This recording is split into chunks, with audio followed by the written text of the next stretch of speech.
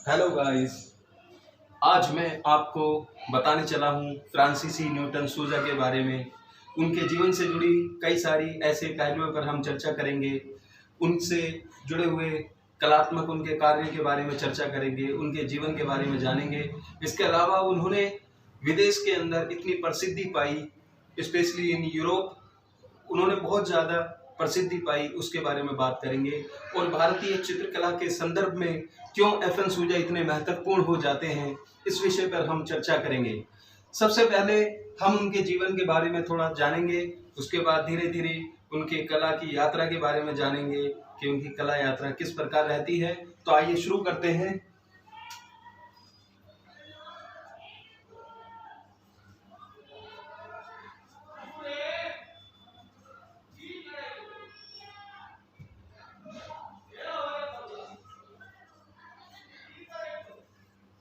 फ्रांसीसी न्यूटन सूजा, जिनको हम शॉर्ट फॉर्म में बोल देते हैं एफ.एन. सूजा। शॉर्ट फॉर्म में इसको हम बोलते हैं क्या? एफ.एन. सूजा। एफ.एन. सूजा एक ऐसे कलाकार हैं भारत के, जिन्होंने भारत में भी अपनी पहचान बनाई। इसके अलावा इससे कहीं ज्यादा उन्होंने विदेश के अंदर भी अपनी पहचान बनाई। यूरोप के अंदर उन्हें कला आचार्यों का दर्जा दिया गया, कला गुरु का दर्जा दिया गया। तो आखिर ऐसी क्या बात थी एफ.एन. सूजा के अंदर, समझते हैं। सबसे पहले इनके जन्म के बारे में जान लेते हैं। एफ.एन. सूजा का जो जन्म है, इसके बारे में हम कुछ जानेंगे।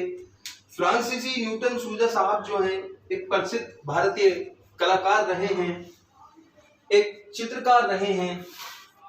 इसके अलावा वो एक अच्छे राइटर भी रहे हैं। एफ.एन. सूजा राइटर भी रहे हैं और एक अच्छे कलाकार भी रहे हैं। और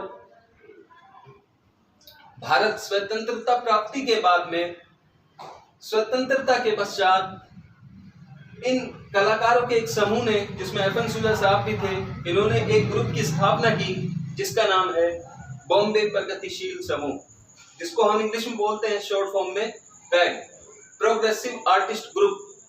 तो उस ग्रुप के संस्थापक सदस्यों में से हैं एफ.एन. सूजा। तो अब हम इनके जन्म के बारे में बात करते हैं। तो सूजा साहब का जन्म जो है 12 अप्रैल को होता है।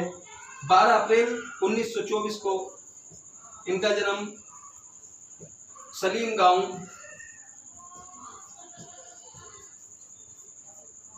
गोवा में होता है। ईसाई परिवार में होता है।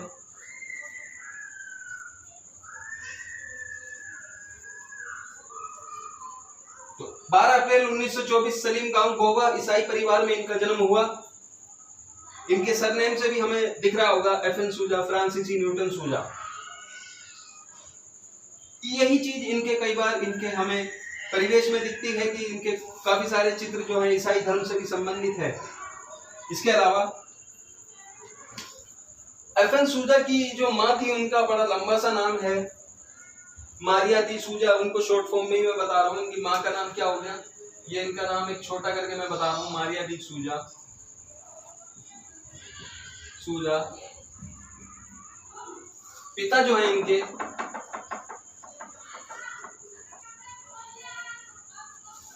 जॉस विक्टर दी सूजा।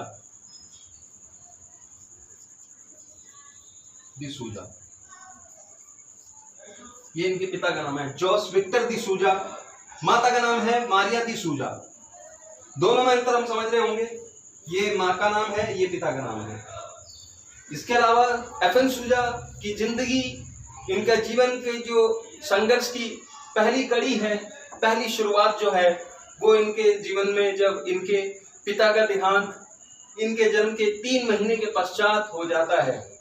इनके पिता एफ.एन. सूजा का जब जन्म होता है, उसके 3 महीने बाद इनके पिता एक्सपायर हो जाते हैं, उनकी डेथ हो जाती है, जिसकी वजह से एफ.एन. सूजा और इनकी माँ की जिंदगी में, इनकी माँ के जीवन में डबल संघर्ष हो गया। इनकी माता जी, इनकी माँ सिलाई का काम करती थी, जैसे आजकल भी हमें ये लोकल अपने घर के आसपास ऐसी जो हस्तकला है वो हम जानते हैं। हमारे घर में महिलाएं अक्सर हमारे आसपास में, मोहल्ले में, तो वो अपने अंदर एक काम करने की उनमें जज्बा होता है और वो करती भी हैं, घरेलू चीजें क्राफ्ट बनाती हैं। तो ऐसे इनकी माँ भी जो है सिलाई का काम करती थी, सिलाई कढ़ाई का काम करके इन्होंने पालन पोषण किया FN सूजा का।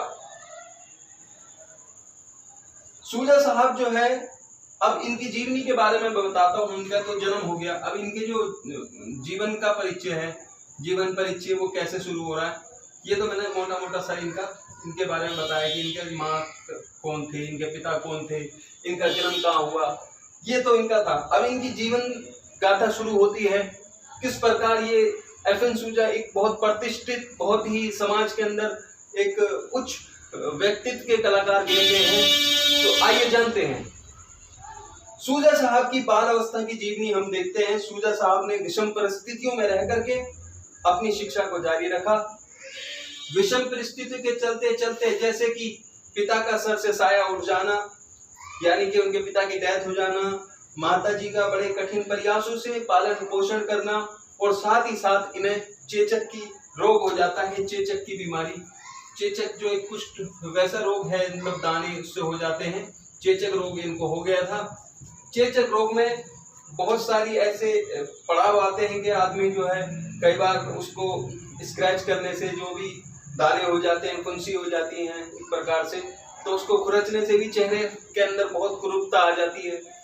इसके अलावा निशान उसके वैसे भी रह जाते हैं। तो चेचक के रोग की वजह से इनके चेहरे पे निशान हो गए काफी सारे, और इनको खुद से भी एक मतलब हीन भावना के साथ में इनका एक जीवन में ये चलने लगा, थोड़ा इनसिक्योरिटी, और थोड़े सा मतलब ये अपने आप को लेकर के भाई खूबसूरत नहीं है, चेहरा बिगड़ गया, चेहरा जो है मेरा थोड़ा बदसूरत सा है, इस तरीके से एक इस तरह की जहनीत इनकी डेवलप हो गई, कुरूपता आ गई चेहरे पे। ये अपनी युवावस्था में स्वयं को इस तरह का महसूस करने लगे कि यार मेरा व्यक्तित्व थोड़ा प्रभावी नहीं है, मेरा व्यक्तित्व थोड़ा आकर्षक नहीं है, इस प्रकार की इनकी थोड़ा सा मतलब ये इस तरह की इंटेंशन हो गई। इसके अलावा ये गरीबी से जूझ रहे थे, क्योंकि गरीब था परिवार। सूजा साहब का जो अनाकर्षक व्यक्तित्व है, और जो इनके द्वारा इन्होंने क्या किया, जब इनका एडमिशन होता है स्कूल में, तो ये जाते हैं और जो टॉयलेट की दीवारें हैं, जो शौचालय की दीवारें होती हैं, वहां इन्होंने बहुत बड़े बड़े जो है रेखांकन बना दिए, ड्राइंग कर दी, न्यूड ड्राइंग कर दी है, और थोड़ा सा मतलब जिसको बोलते हैं अभद्र या असभ्य है ना, थोड़ा सा मतलब ऐसी ड्राइंग कर दी न्यूड वाली, और जो बहुत ही मतलब एक प्रकार से बहुत जल्दी से कैचिंग पावर में आ सकती थी सबके। और स्कूल के अंदर इस तरह की ड्राइंग होना, भाई बना दिए म्यूरल बड़े बड़े, सब चीज अपना मतलब जो भी माइंड में चल रहा था वो सब इन्होंने बना दिए, वहाँ पे न्यूड फिगर बना दिए टॉयलेट की दीवारों पे, जिसकी वजह से इनको निष्कासन दे दिया जाता है। इनको क्या कह दिया जाता है, न्यूड फिगर बनाते हैं। कहाँ पर? फिगर बनाने के कारण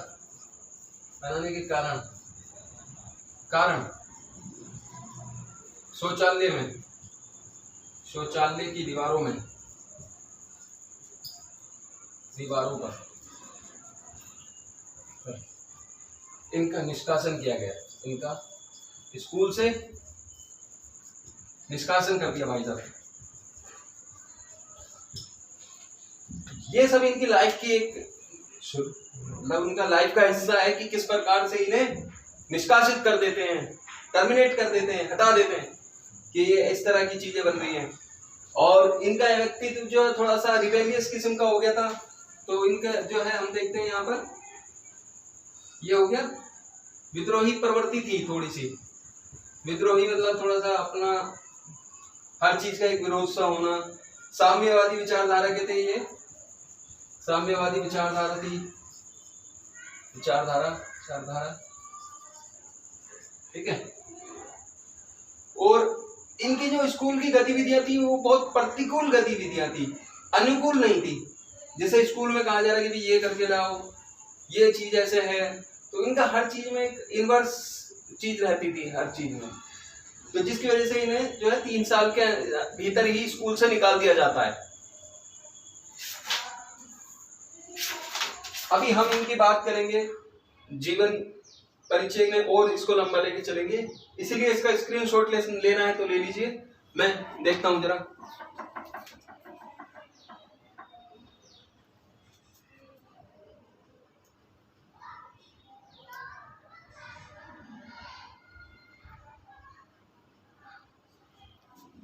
हाँ,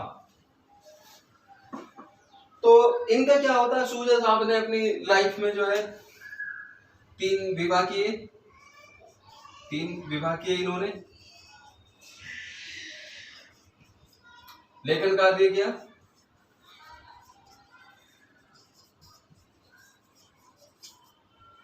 ठीक है।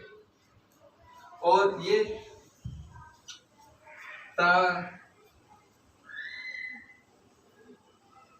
प्रगतिशील बॉम्बे शील ग्रुप के सदस्य रहे।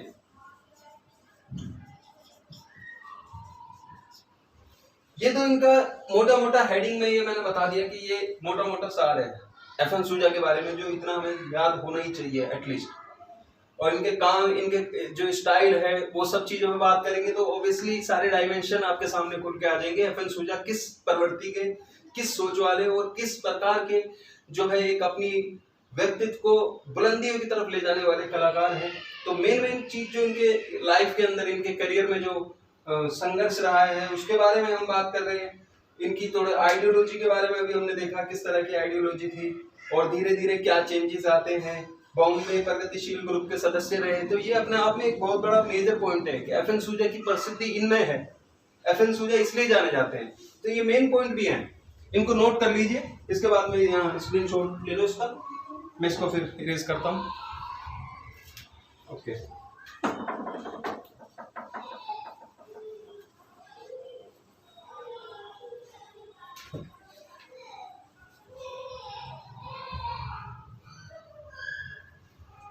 अच्छा, अब एक चीज करते हैं, कला यात्रा पे बात करते हैं।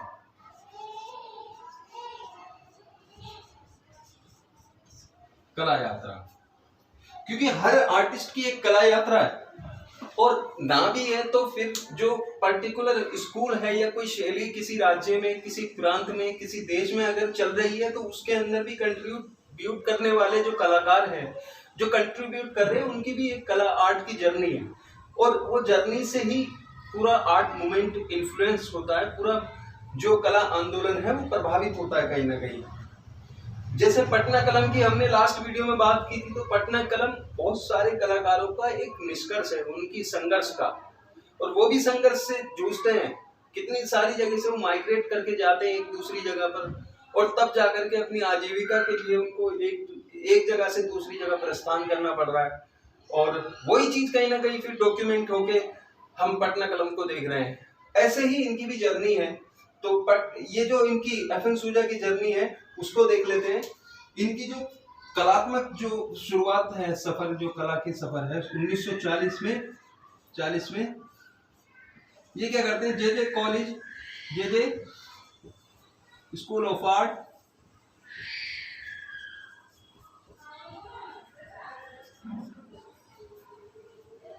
में दाखिला लेते हैं, दाखिला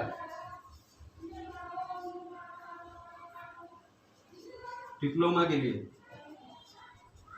डिप्लोमा करते हैं वहां से, ठीक है। 1940 में, पॉइंट वाइज लिख लो, 1940 में जे स्कूल ऑफ आर्ट में दाखिला लिया डिप्लोमा के लिए। इन्होंने कला में डिप्लोमा किया है ना, तो कला के अंदर डिप्लोमा के लिए। दूसरा पॉइंट क्या है, अब ये मेन पॉइंट है जो मैं बताने जा रहा हूं। ये जो है 1947 में बॉम्बे प्रगतिशील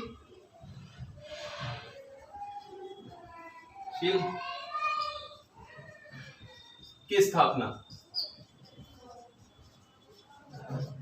ठीक है। 1947 में बॉम्बे प्रगतिशील ग्रुप की स्थापना करते हैं। 1947 में, 1947 में ये बॉम्बे प्रगतिशील ग्रुप की स्थापना करते हैं। प्रगतिशील ग्रुप जो है, बॉम्बे प्रगतिशील ग्रुप, ये पर्टिकुलर एक ग्रुप रहा है। आजादी के बाद की इनकी विचारधारा ये थी कि भाई अब जो है देश हमारा स्वतंत्र हो चुका है, अब देश के अंदर नए नए आयाम खुलने चाहिए आधुनिकता के। इसीलिए आधुनिकता कला के अंदर क्या बताती है, इस चीजों को इन्होंने अपनी पेंटिंगों के माध्यम से बनाया। तो बॉम्बे प्रगतिशील ग्रुप के एक संस्थापक सदस्य रहे हैं ये एफएन सूजा। संस्थापक सदस्य में लिख देता हूं यहाँ पे, संस्थापक सदस्य हैं भाई साहब, ठीक है, सदस्य हैं, संस्थापक सदस्य रहे, ठीक है।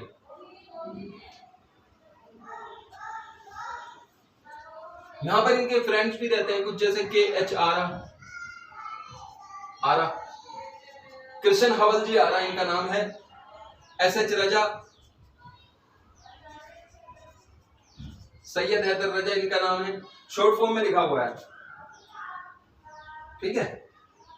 इसके अलावा अब ये जो है इनकी जिंदगी में कैसे अब नई नई चीजें आ रही है, देखो 47 में हुआ, 1948 में 1948 में ये लंदन के लंदन में वर्लिंगटन हाउस है, वर्लिंगटन हाउस में अपने चित्रों की प्रदर्शनी करते हैं, चित्रों की प्रदर्शनी करते हैं,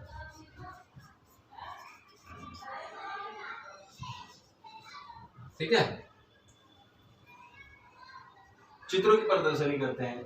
उसके बाद अब क्या कर रहे हैं, 1949 में लंदन में ही 5 साल का लंबा संघर्ष चलता है, लंबा संघर्ष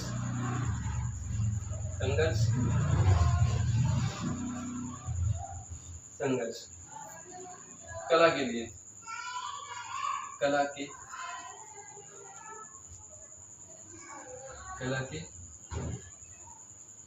अभ्यास में बहुत जरूरी है आर्टिस्ट की लाइफ में अभ्यास करना। तो अभ्यास में ये क्या करते हैं, 5 साल का लंबा संघर्ष चलता है और इनको एक ऑफर मिलता है, ऑफर दिया जाता है पेरिस के, ऑफर दिया जाता है कहां से, पेरिस के चित्र व्यवसायी द्वारा, ठीक है, चित्र व्यवसायी है, बिजनेसमैन है, चित्रों का पेंटिंग बेचता है, इसके द्वारा इनको ऑफर किया जाता है कि ऐसे ऐसे भाई आप हमारे यहाँ लगाओ एग्जीबिशन, हमें अपने चित्र जो है सेल करो आप। तो इनके चित्र जो है दिए जाते हैं, बेचते हैं अपने चित्रों को। इस हिसाब से तो ये हो गए सूजा साहब,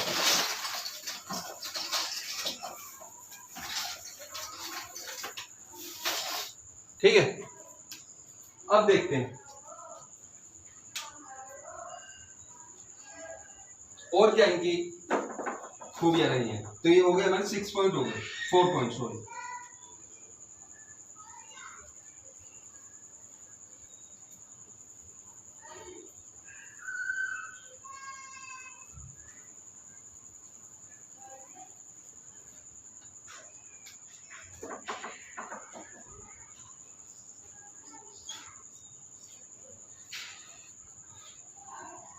उन्नीस सौ 54 में समकालीन कला संस्थान ने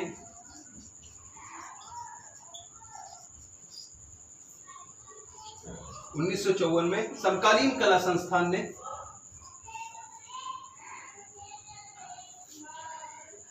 में इनकी चित्रों की प्रदर्शनी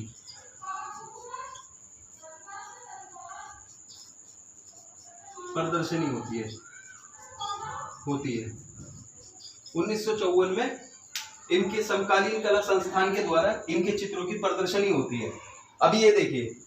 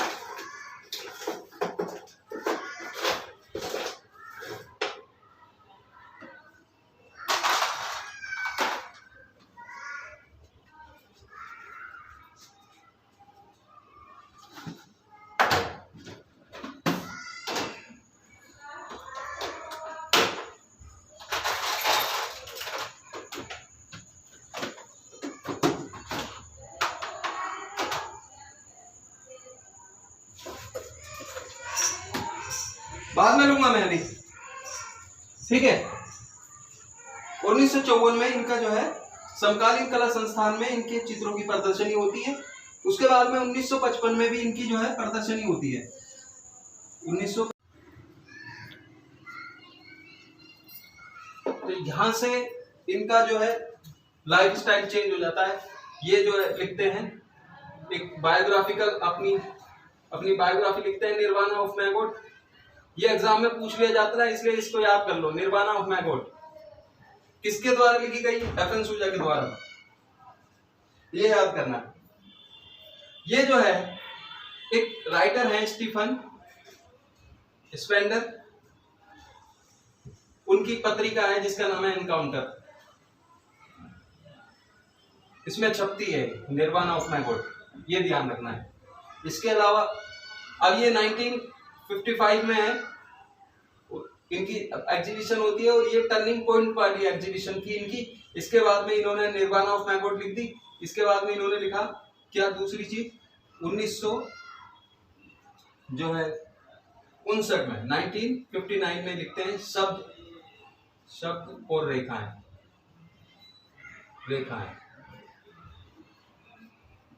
इसको हम बोल सकते हैं लाइन्स एंड वर्ड्स।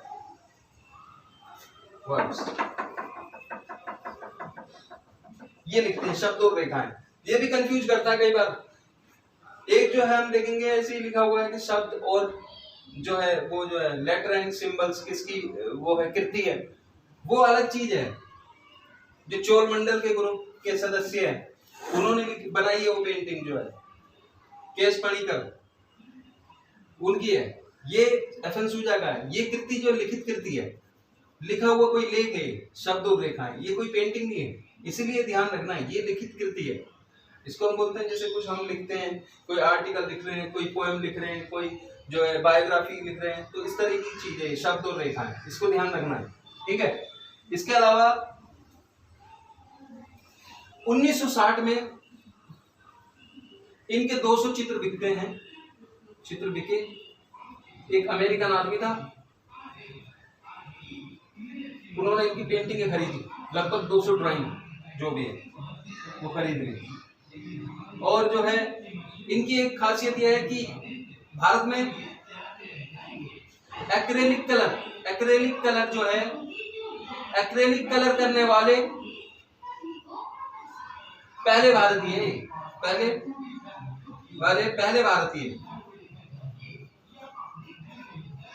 भारतीय भाई साहब एक्रेलिक कलर करते हैं। ये ध्यान रखना है। ये अब खूबी यहां से शुरू हो रही है।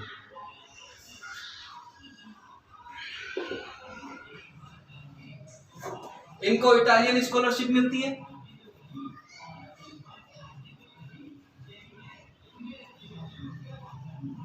ठीक है, इटली की तरफ से ये स्कॉलरशिप मिली थी इनको, जिसके बिहाफ पे ये इटली में जाते हैं और वहां जाकर के भी काम करते हैं। ठीक है, 1967 में ये अपनी तीसरी पत्नी के साथ में कहां चले रहते हैं? पत्नी के साथ न्यूयॉर्क में आ जाते हैं। न्यूयॉर्क में मैंने बताया था कि मैंने 3 शादी की थी, तो ये सारी चीजें इनके बारे में है। इसको नोट करिए प्लीज।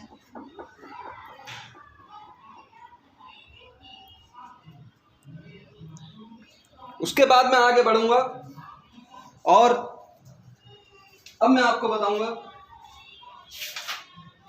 सूजा साहब की चित्र शैली कैसी है। ये तो कला यात्रा हो गई। इनकी जो कला यात्रा है, चित्र शैली, सॉरी, ये कला यात्रा हो गई। चित्र शैली में क्या है इनका जो चित्रात्मक शैली है, मतलब हम सूजा को क्यों पढ़ें, क्यों जाने हम सूजा को? सूजा की पेंटिंगों में ऐसा क्या है जो करोड़ों रुपए में बिकती है? सूजा की पेंटिंगों में ऐसा क्या है कि लोग उनकी कॉपी करने को तैयार है? सूजा की पेंटिंगों में ऐसा क्या है कि यूरोप वाले इनको गुरु मान लेते हैं? सूजा की पेंटिंगों में ऐसा क्या है कि इनकी पेंटिंग कंट्रोवर्शियल हो जाती है? सारी चीजों पर बात करेंगे। सबसे पहले सूजा की लाइनों की अगर बात करें, मैं अपने तरीके से मैंने लिखा है, सूजा साहब ने अपनी तीव्र, तीखी, धारदार ये मेरे खुद का अनुभव है जो मैंने इनकी ड्राइंगों को देख के लगाया है, तो वो आपके सामने शेयर कर रहा हूँ। तीव्र, तीखी, धारदार रेखाओं का इस्तेमाल किया, इस्तेमाल किया। चित्रकला का अध्ययन कर रहे हैं, इतना अनुभव तो हमें भी हो गया है कि हम किसी की लाइनों को देख के पता लगा सकते हैं कि उनकी लाइनें क्या कहना चाह रही है। इस्तेमाल किया, ठीक है। इनके जो रंग हैं, रंग चटक रंग है, कहीं कहीं पे ये डिम भी हो जाते हैं, डल भी हो जाते हैं। चटक रंग का इस्तेमाल है, व डल कलर भी किए हैं, डल कलर भी कर रहे हैं और चटक रंग भी कर रहे हैं। तो जैसी विषय वस्तु है उस हिसाब से ये चित्र में रंग लगाते हैं, ठीक है। इन्होंने समाज के जो पाखंडी, क्रूर अधिग्रहण की प्रकृति वाले लोग हैं उन पर जबरदस्त कटाक्ष किया है, जबरदस्त इन्होंने प्रहार किया है अपनी चित्रकला के माध्यम से। सूजा साहब अपने व्यक्तित्व में जो है सदैव अपने जीवन से उठे रहे। इनके चित्रों में कैसी मोटी रेखाएं भी हैं, मोटी रेखा भी रहती है, मोटी रेखा। तो इसको मैं बताऊंगा अभी कैसे, क्या चीज है। मोटी रेखाओं का इस्तेमाल भी किया है इन्होंने। और इनके जो चित्रों की जो चित्र विषय में क्या है,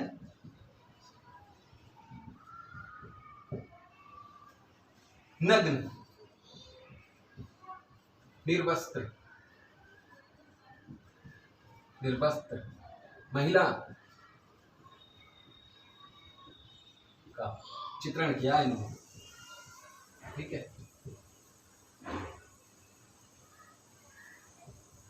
कामुकता से परिपूर्ण, ठीक है, कामुकता से परिपूर्ण नग्न महिलाओं का चित्रण किया है। इसके अलावा इन सब कामों के लिए इनको बहुत रिस्क उठाने पड़े, बहुत बड़े अपने करियर के लिए रिस्क लिया है। इनकी जो महिलाएं हैं, जो इनकी पेंटिंगों का विषय है, वो ना तो कोमल है, ना मृदुल है, ना शालीन है, न तन्मयता है उनमें, ना सुलभता, नाजुकपन, कुछ भी नहीं है। बहुत हार्ड है ये, बहुत हार्ड, वेरी हार्ड, बहुत ही रूड किस्म का सा इसमें ड्राइंग है इनकी। बहुत ही जो है रफ टफ सा एक वो है स्टाइल, ठीक है, कांटेदार सा। ये हमें ध्यान रखना है, जो इनकी ड्राइंग है उसमें भी ऐसा इफेक्ट है। इसके अलावा इन्होंने इनके इन चित्रों में ना तो मातृत्व का, ना कोमलता का, ना उसमें किसी भी प्रकार का जो है, जो आदर्श भाव है वो नहीं है, बल्कि एक क्रूर, बहुत ही भयानक, भयावह, सख्त, जटिल, कांटेदार, बहुत ही चुभन वाला नीरसता के साथ में इनके जो महिलाओं के चित्र हैं। ये एक इनके बारे में ये ध्यान रखना है। दूसरा, इनके जो धार्मिक चित्र हैं, ये चित्र जो है, इनके धार्मिक चित्र जो हैं, जैसे ईसा को सूली बहुत फेमस है, ठीक है। या इन्होंने का एक चित्र है, क्या ये है, आदम हव्वा, पैगंबर। अब ये धार्मिक चित्र हैं, लेकिन इन धार्मिक चित्रों में कहीं पे भी इनके करुणता के एक रहबरी वाली, एक मसीहाई वाली बात नहीं है। ये बहुत ही ज्यादा नीरसता लिए हुए हैं, इनमें करुणा कहीं पे भी नहीं है, करुणा नहीं है, करुणा के भाव नहीं है, ऐसे भी बोल सकते हैं, है ना। ये नोट कर लो, इसके बाद आगे बताता हूं।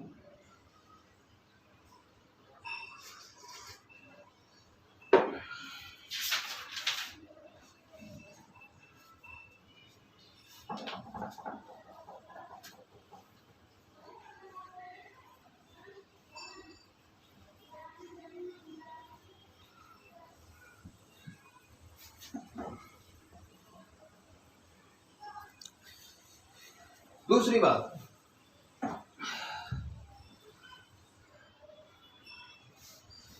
इनकी कला शैली पे किसी का प्रभाव नहीं दिखता, स्वतंत्र रूप से शैलीगत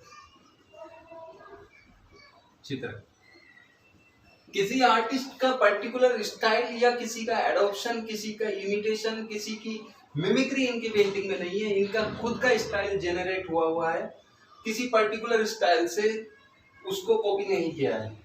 अब जो प्रभावित, जिन चित्रों से प्रभावित है या जिन कला शैलियों से जो है प्रभावित है, प्रकार के कलाकार तो ये से किया चित्रण किया। अब मैं ये कह सकता हूँ इसको, ठीक है, स्वतंत्र रूप से शैलीगत चित्रण किया, किसी का पर्टिकुलर स्टाइल को अपनाया नहीं, है ना। दोनों बात में बहुत कॉन्ट्रडिक्शन मिलेगा। अब ये वाली लाइन जो लिख रहा हूँ, विभिन्न प्रकार के कलाकारों व शैलियों से शैलियों से प्रभावित। मैं एक एग्जांपल देता हूँ। एम.एफ. हुसैन के काम को उनकी मृत्यु के बाद में बहुत से लोगों ने कॉपी किया और बहुत ही लाइट में रहे, बहुत पब्लिसिटी में आए। उनकी पेंटिंग्स, उनकी जो लाइफ स्टाइल है, वो सब कॉपी किया गया। लेकिन इसमें भी दो तरह के लोग हैं। एक तो जो उनकी ड्राइंग को सीधा कॉपी कर रहे हैं, ये बोल्ड लाइनों के साथ में ये सारा जो इमेजरी है, जो वो एक एक्सप्रेशन है, वो सारी चीजें। लेकिन एक है उन चित्रों को देख करके उनको आत्मसात करके अपना कुछ नया करने का स्टाइल जो होता है, वही चीज हम देखते हैं सूजा के अंदर है। सूजा ने बहुत सारे आर्टिस्टों की स्टडी की है। जैसे हम देखते हैं इनको जो है किन कलाकारों से जो है इनका मतलब लगता है, तो जैसे सूजा किन किन कलाकारों से प्रभावित है। सबसे पहले पिकासो की ड्राइंग जो है वो इनकी ड्राइंग में भी हल्का सा हमें लगता है इफेक्ट। मार्क शगाल, ये भी आर्टिस्ट है, मार्क शगाल, ठीक है। इंडियन मिनिएचर, अब ये ड्राइंग जो करते हैं, मिनिएचर वर्क जो इनकी ड्राइंग है, उसको देखना, उसमें लगेगा कहीं पे इंडियन मिनिएचर से इन्फ्लुएंस है, ठीक है, वो प्रभाव दिखता है कि उसमें। फ्रांस का जो एक्सप्रेशनिज्म है, फ्रांस एक्सप्रेशनिज्म मूवमेंट, फ्रांस के एक्सप्रेशनिज्म मूवमेंट से पूरे ये जो है इन्फ्लुएंस मतलब लगता है। क्यूबिज्म, अब ये सारी चीजें हमने पढ़ रखी हैं, लेकिन नहीं पढ़ी है तो मैं दोबारा ला दूंगा इस पे। क्यूबिज्म के ऊपर घनवाद, जिसको हम बोलते हैं, घनवाद के से भी प्रभावित लगते हैं ना। अब पिकासो तो पूरा ही घनवाद का ही प्रारूप है, तो पिकासो से है ये ऑलरेडी प्रभावित। तो घनवाद में और भी कलाकार आ जाते हैं, जैसे कि जॉर्ज बराक आ जाते हैं। तो वो सब कलाकारों के बारे में भी हम बाद में लाएंगे सीरीज। इसके अलावा इनकी ड्राइंग बड़ी परफेक्ट ड्राइंग करते थे। ये ड्राइंग परफेक्ट ड्राइंग है ना। और किस किस चीज पे काम किया? तो ऑयल ऑन बोर्ड, मैंने एक्रेलिक का भी बताया, एक्रेलिक किया है, ठीक है। Oil on canvas, water colour, mix media, इसमें हमें सभी मीडियमों का मिला जुला रूप, मिक्स मीडिया हो गया, oil colour, oil pastel. Acrylic तो क्या, ये मैंने शुरू में ही बताया है ना। ये सारे इन्होंने मीडियम को अपनाया है। इंक का इस्तेमाल खूब किया है, इनकी हमें ड्राइंग में दिखता है इंक का जो इफेक्ट है।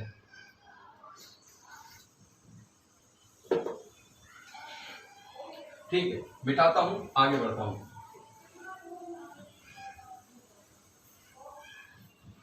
सूजा साहब ने जो नग्न निर्वस्त्र महिलाओं के चित्रण किए हैं, उसके अलावा इन्होंने स्टिल लाइफ, लैंडस्केप, इनका बहुत चित्रण किया है। तो हमें ध्यान रखना है कि ये जो स्टिल लाइफ करते थे कुछ इस तरह से, जैसे ये है, ये सब स्टिल लाइफ हो गई, पीछे बिल्डिंग है, लैंडस्केप दे दिया, पीछे पेड़ दे दिए, तो बैकग्राउंड में एकदम से बहुत ही हैवी व्यू इनका रहता था। और ये वाटर कलर में, इंक में ये सब चीजों को निकालते थे। ये इनका जो है स्टिल लाइफ का पैटर्न है, ठीक है। इसके अलावा जो लैंडस्केप है, लैंडस्केप ज्यादातर हॉरिजॉन्टल वे में है, और इसमें भी पेड़ हैं, झोपड़ियां हैं, चर्च हैं, ये सारी चीजें बनाते थे। लाइनें बहुत ही खतरनाक सी हैं, कांटेदार, ये सारी चीजें हैं, ठीक है। एकदम से ये लाइनें ऐसे भाग रही हैं, बिल्कुल तहलका मचा हुआ है पेंटिंगों में, ये सारी चीजें इनकी खूबी है चित्रों में, ठीक है। ये मैं एक एग्जांपल स्केच करके बता रहा हूँ। डिस्टोर्शन है पेंटिंग में, जैसे ये मैं यहाँ बता देता हूँ, फीमेल फिगर या मेल फिगर है तो उसमें जो डिस्टोर्शन गजब का है ना। और इस तरह से कुछ, एक आंख बड़ी सी है, इतनी एक छोटी सी है, इस तरह से खतरनाक से चित्र है, बिल्कुल डेंजर, डिस्टोर्शन।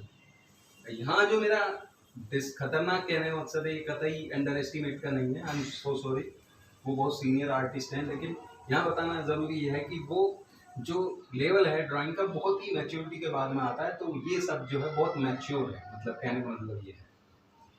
आजकल ये एक पीडीएम की तरह लेते हैं हम, खतरनाक, इस तरह के वर्ड, ठीक है, तो मैच्योर काम है। इसके अलावा हम देखते हैं ये बहुत एक्सपेरिमेंटल किस्म के कलाकार रहे, प्रयोगवादी कलाकार हैं, ठीक है। तो दूसरा,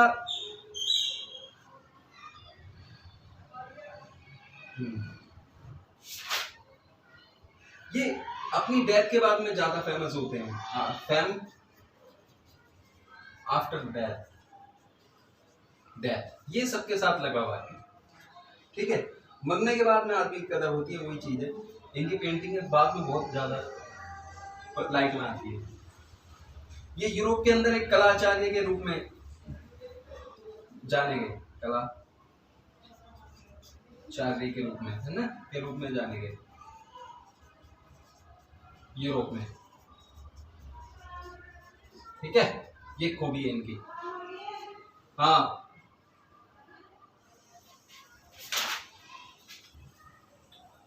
अब जो है इनका बता देता हूँ, इन्होंने जो लेखन कार्य किया है वो कहाँ पे किया है,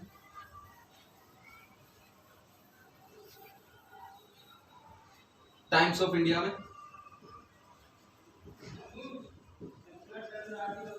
लेखन कार्य किया इन्होंने, संडे ऑब्जर्वर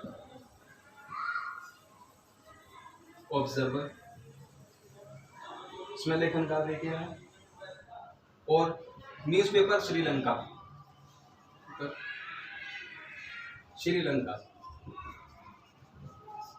इसमें इन्होंने काम किया है, लेखन कार्य किया है, संपादक किया। इनके जो चित्र हैं वडोदरा आर्ट गैलरी में संग्रहित है, वडोदरा संग्रहालय, NGM में, national gallery of modern art, new Delhi, ठीक है, लंदन गैलरी म्यूजियम, यहाँ इनके चित्र संग्रहित है। चित्रों के विषय कैसे होते हैं, ईसा को सूली, पैगंबर, महिला, द बर्थ, इनकी बहुत फेमस पेंटिंग है द बर्थ, ठीक है। चित्र विषय द बर्थ, द क्राइस्ट,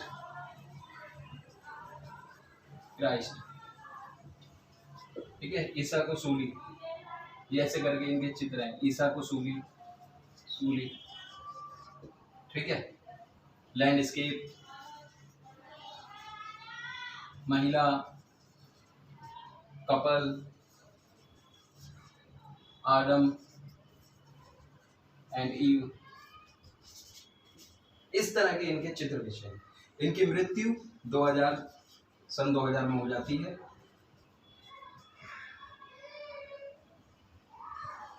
ठीक है। तो आज के लिए इतना था एल्फन सूजा के बारे में। मिलते हैं नेक्स्ट सेशन में, किसी और आर्टिस्ट के बारे में हम बात करेंगे।